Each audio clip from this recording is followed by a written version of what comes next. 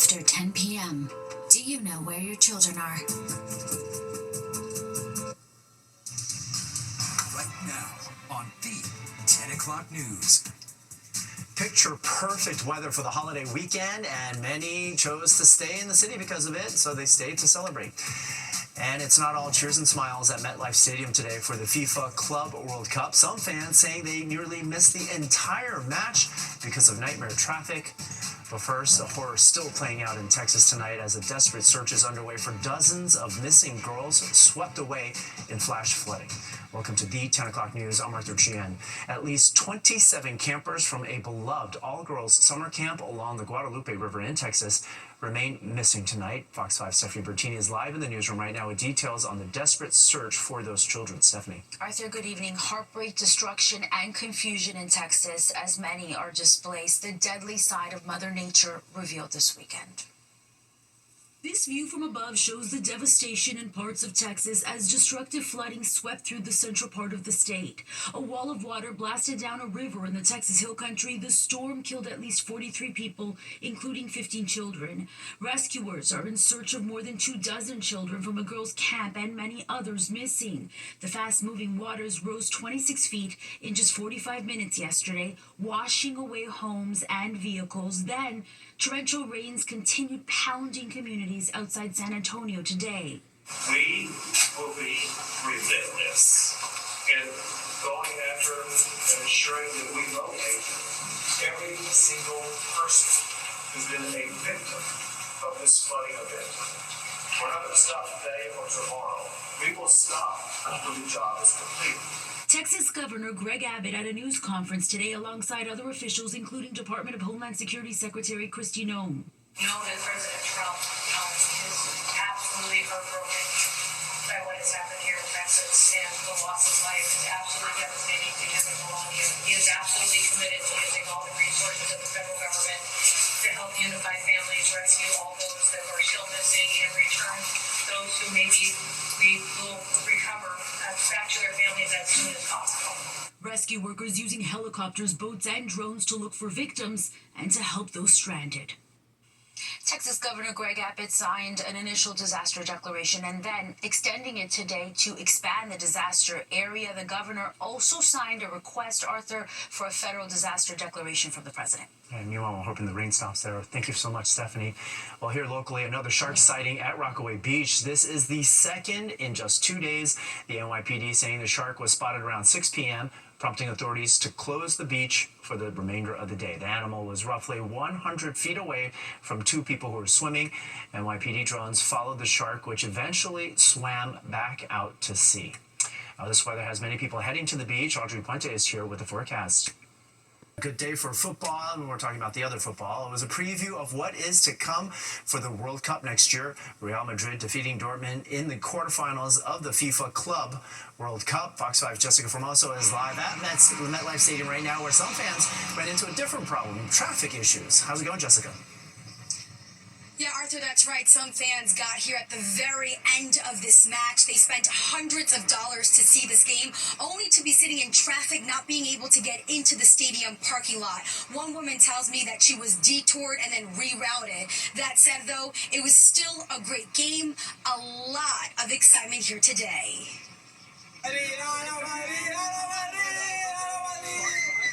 MetLife Stadium packed Saturday afternoon. Two powerhouses, Real Madrid versus Borussia Dortmund, bringing thousands of fans together for the FIFA Club World Cup quarterfinals. We're rooting for Real Madrid and Luka Modric. We just saw him live, and we love him, and we love the team. They're going all the way. These two teams have a history together in the Champions League, but today was the first time they competed against each other outside of Europe, and it was right here in New Jersey. I feel like Dortmund has a chance in this game. Yeah. And we're going to show them. Your big fans rushing through those gates, excited and anxious to see their teams. Coming from all over the world. So where are you coming from? From Sudan. Sudan. You booked a flight to come here to be at Met Stadium? Yes, I love Madrid. And are they going to win tonight? Yeah, for sure. You're going to win. How excited? I have to go. It was amazing. We came all the way from Canada to watch this game. It was a 7-hour drive. It was pretty far. An electrifying game with Real Madrid taking the win 3-2. I thought that it was amazing. We knew. Yeah, we knew that they were going to win. Yeah. Honestly, I'm very disappointed because my team lost 3-2 in the end. We almost were so close. We have so many chances. Marcel Sabitzer almost. Courtois saved it. Our heart dropped at the end. Yeah. But we trust our goalkeeper. He's going to take us all the way through the finals. Best in the world. Best in the world. But as the excitement was being felt on the field, some fans fighting traffic outside the stadium, trying to get into the parking lot to watch a game they paid hundreds of dollars for.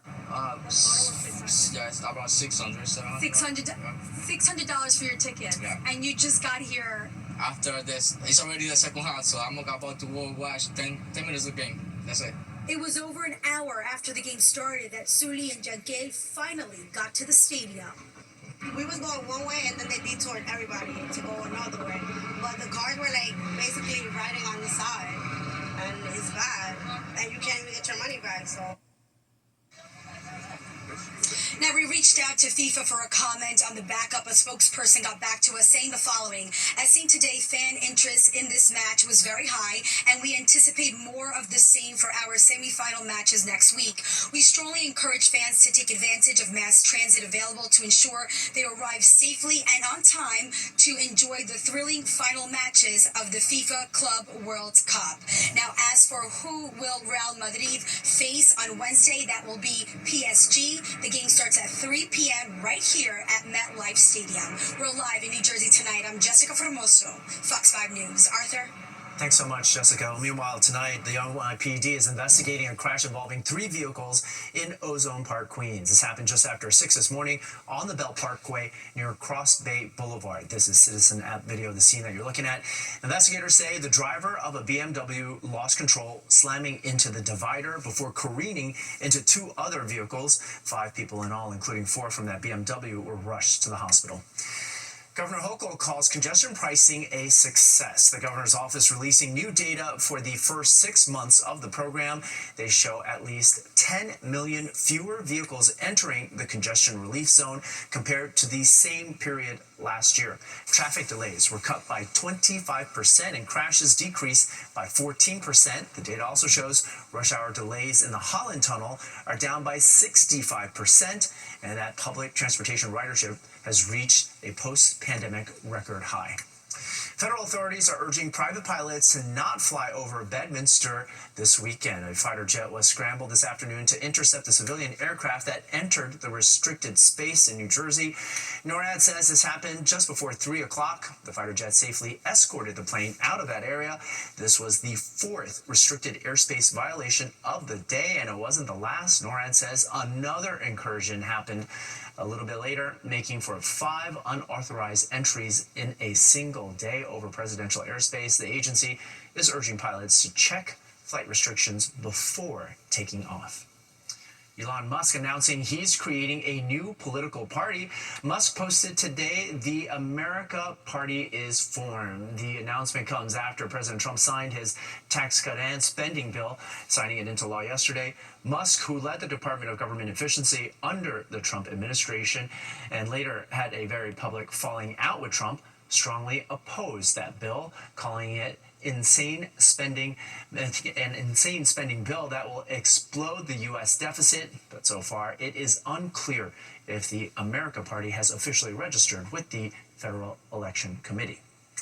Israeli Prime Minister Benjamin Netanyahu preparing for a visit to Washington, D.C. Multiple sources have confirmed that the Saudi defense minister secretly visited the White House Thursday. Correspondent Malin Rivera has the details of that meeting. Days after striking Iran's nuclear sites, President Trump sees an opening in the Middle East. Iran does want to speak, and I think they'd like to speak to me, and it's time that they do. Now it appears the Saudis want to talk to the president, too. Multiple sources tell Brett Baer, Saudi Arabia's defense minister, and Crown Prince Mohammed bin Salman's younger brother, Khalid bin Salman, secretly met with President Trump, Defense Secretary Pete Hegseth, and Special Envoy Steve Witkoff at the White House on Thursday. They talked about de-escalation with Iran, ending the war in Gaza, and negotiating the release of the remaining hostages. The goal of the visit was to create what's been described as a peace footing in the region. Today we reaffirm this important bond and we take the next steps to make our relationship closer, stronger, and more powerful than ever before. President Trump often touts his relationship with Saudi Arabia, which he sees as a key broker in the Middle East. He wants the country to join the Abraham Accords. The conversation on Thursday did not exclusively focus on the possibility of normalizing ties between Saudi Arabia and Israel, but sources say the talks dealt with the steps needed to get to that point, a moment that would mark a major geopolitical shift. His approach of diplomacy has worked in a number of areas when it comes to not just ceasefires, but peace agreements, etc., like with the DRC and the Congo. I mean, there's an important dynamic there, but also when it comes to the emergence of a new Middle East after our action regarding Iran. Regarding the ceasefire proposal in Gaza, Hamas says it is prepared to enter a round of negotiations to figure out how to implement the framework. In Washington, Mala Rivera, Fox News. Now, for the latest on our top stories, you can download the free Fox Local app, where you can then stream our newscasts anytime. President Trump signs his so-called Big Beautiful Bill into law. Why many who rely on Medicaid are now worrying about receiving the care that they need. Plus, setting sail to hit the beach, what you need to know about the return of the Rockaway Rocket. And need some ideas to make the most out of your summer? From concerts to night markets and the beach, how New Yorkers are spending the holiday weekend in the city.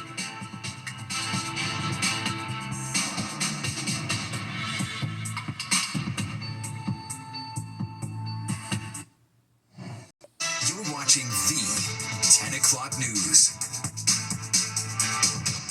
The Rockaway Rocket making its return this weekend. Riders can now board the ferry at Long Island City or Greenpoint, Brooklyn. There are 2 morning departures and 2 evening return trips back from Rockaway. The Rockaway Rocket will operate on weekends and holidays through September 1st. You can get tickets on the NYC Ferry app. One-way trip runs you $12. Munching on some fruit, strolling on the boardwalk, and digging your feet into the sand. Fox 5's Meredith Gorman shows us how the Bronx is becoming the new IT destination for New Yorkers. It's 4th of July weekend, and in the Bronx, people are making the most out of summertime. July 5th is the kickoff of the Bronx Summer Concert Series, and it started up at 1 p.m. on Saturday afternoon at the Bronx Night Market. It's a family-friendly event celebrating music and culture and features different DJs and musicians. It takes place throughout the borough this summer. It's very important for us to be here in the Bronx. We're elevating a lot of the different events and venues we have across the Bronx on behalf of the borough president, just enlightening all these neighborhoods, everywhere from Van Cortlandt Park, Berry Park, here in Fordham, Orchard Beach. You got a summer full of concerts for everybody to enjoy.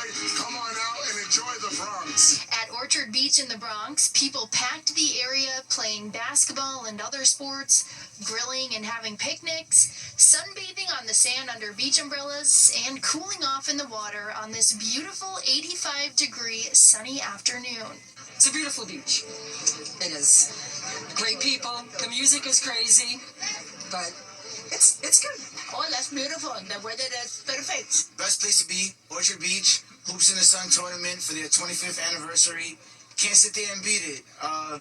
It's cool today. Tomorrow we're going to suffer the heat just a little bit, tad bit. What a way to sit there and end your holiday. Happy 4th, guys. A perfect weekend to soak in the sunshine, full of family-friendly activities in the Bronx. Meredith Gorman, Fox 5 News. From the Bronx to Brooklyn and everywhere in between, people are soaking up the sun. This gorgeous holiday weekend weather is making for a really good time to be outside. Well, meteorologist Audrey Puente deserves some credit for it, but she also says the forecast is changing. She's now here with the forecast. Well, today was a really nice day across the tri-state area. The high temperature in Central Park made it to 84 degrees, which is just on target for today. Record high is 101. That was back in 1999. And right now we're sitting mostly in the 70s across the area. The exception is Newark, checking in at just over 80 degrees. Now, a lot of these temperatures are milder than they were at this time yesterday. And tomorrow we're in store for a day that's going to be even warmer than what we experienced earlier this afternoon. Our dew points are reflecting a comfortable atmosphere. It felt dry all day long today, but tomorrow it's going to feel a little bit more humid across the region, so that's going to give us a little bit more of an uncomfortable factor as we go into Sunday here. Winds have been pretty light. They'll be gusting to 20 miles per hour as we go through the overnight, though. And other than that, it's relatively quiet. High pressure's in control here, keeping things dry across the tri-state area for the rest of the evening here. We are watching a cold front that's off towards our west. This one will give us a chance of showers as we go into late Monday, probably Monday afternoon into the evening. We'll see a couple of showers kind of spark off along that front. There's also a tropical storm that we've been watching closely over the weekend here. This is Chantal, which is sitting off the southeastern coast here. It is heading for the Carolinas. It is producing some significant rainfall across this part of the country, too. And as of the 8 o'clock advisory from earlier this evening, Chantal's winds are about 45 miles per hour. As I mentioned, it's going to make landfall, it looks like, during the overnight hours, and will linger across the southeastern states, producing some significant rainfall here. So that's something we'll be watching for the potential for flooding in this part of the country. The Futurecast is showing that we're very quiet tonight. A couple of high thin clouds, and that's about it. Tomorrow we'll wake up with mostly sunny skies, maybe a few clouds decorating from time to time, but it's going to be dry and it's going to be really nice once again. So if you have beach plans, pool plans, do it for Sunday for sure. It's going to be hotter and a little bit more humid, so that sounds like it could be a bit of a relief. On Monday we'll start out with lots of clouds across the region, and then here comes that cold front I just mentioned earlier. It's going to help spark off a couple of showers early in the day, probably around lunchtime, and then later on in the afternoon we'll see things kind of ramp up and blossom as we go later on into the day. We'll see the chance for showers and storms diminish once the sun sets and we kind of lose the dynamics for those storm systems to develop, and then things will be quieter after that. Tonight, though, we're going to drop down into the 60s, 72 degrees here in the city, underneath mostly clear skies. Tomorrow, Citi Field, the Subway Series will continue. It's going to be warmer tomorrow, though, and a little bit more humid, so dress light, wear the sunscreen for sure, and definitely bring your sunglasses. It's going to be bright out there with temperatures mostly in the upper 80s. We're going for 90 degrees in Central Park tomorrow, 89 for Monday with a chance of afternoon showers. More widespread scattered showers and storms, I think, for Tuesday, and then we'll leave in the chance for a couple of scattered showers in the afternoon on Wednesday. It's not a washout, but you want to have your umbrella handy for the upcoming week because we will get those afternoon showers and thunderstorm threats, with Tuesday, I think, being the wettest day. Temperatures will stay in the 80s once we get past our 90-degree day for tomorrow. Arthur, over to you. Thanks so much, Audrey. Well, put down the dairy and step away from the sweets. What a new study is revealing about the foods that could be causing your nightmares.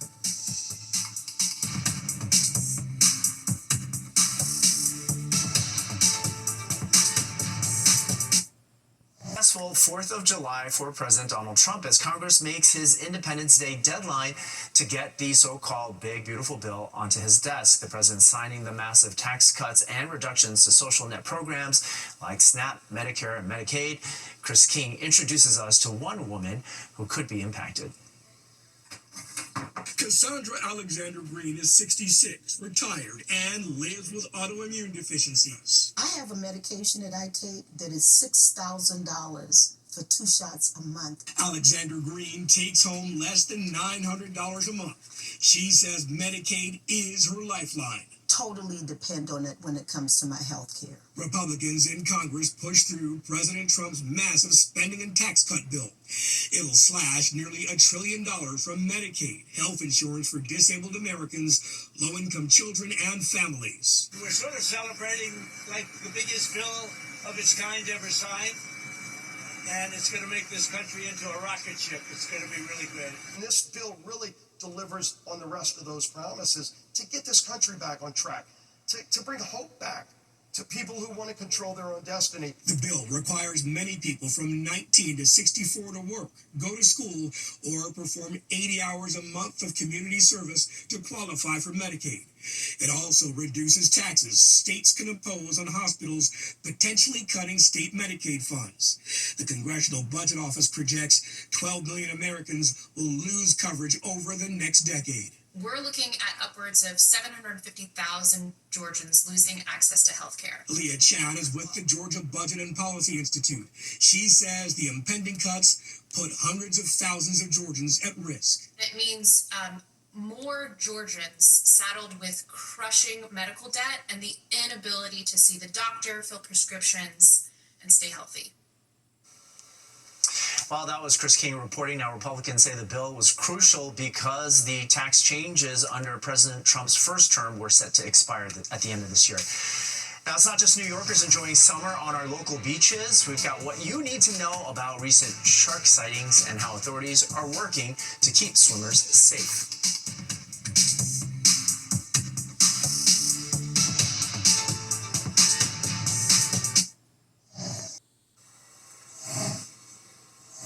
What can ruin a perfect beach season?